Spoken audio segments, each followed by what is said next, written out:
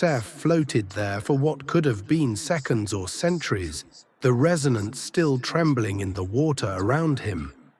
When he finally made it home, his voice cracked with wonder. "You have to hear it," he told Octavius. "It doesn't play songs. It plays truth." Octavius raised an eyebrow but followed. When he saw the harp, something inside him clicked. Not awe, but recognition.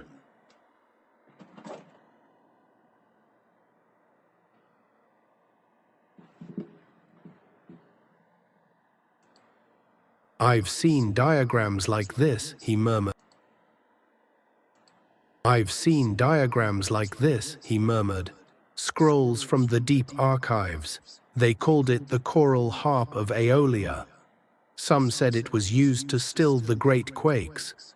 Others claimed it could realign memory currents or summon the voices of the past."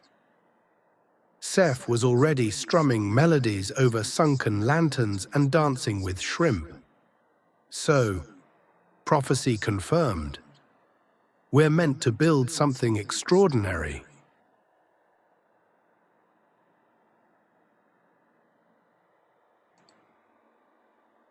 But Octavius wasn't listening. He had snapped into purpose, scanning, sketching, documenting. By nightfall, he had drafted a series of harmonic symbols across a kelp sheet, mapping what he called aquasonic intervals.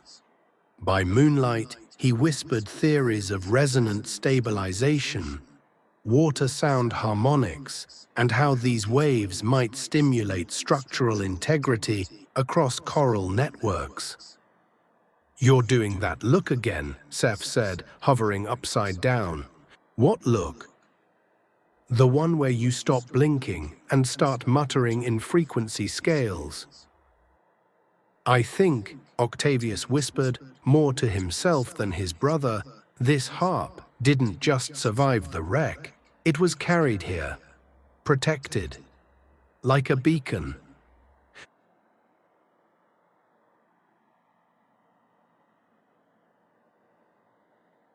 To Seth, that meant destiny. To Octavius, it meant design. Either way, the harp had chosen them. By the end of the week, Octlantis was already murmuring about echoes beneath the tide. Creatures who passed the wreck said they felt lighter, as if shedding an invisible weight. One elder reef watcher claimed his barnacle-bound memories had begun to resurface. "I remembered my sister's laugh," he told Seth. "She was taken by the deeps before you were born." The harp was awakening something. Seth, emboldened, began to speak openly of a gathering place, an amphitheater where all sea-dwellers could share song and story. Octavius, reluctant at first, began sketching structural models and sound-conductive arches. They didn't yet call it a bar. They didn't yet call it Kraken heads. They only called it possible. And in the hush between notes, when Seth strummed a chord and Octavius's charts lit with bioluminescent logic, both brothers felt, for the first time, that the ocean had a place just for them. Not as salvagers, as creators.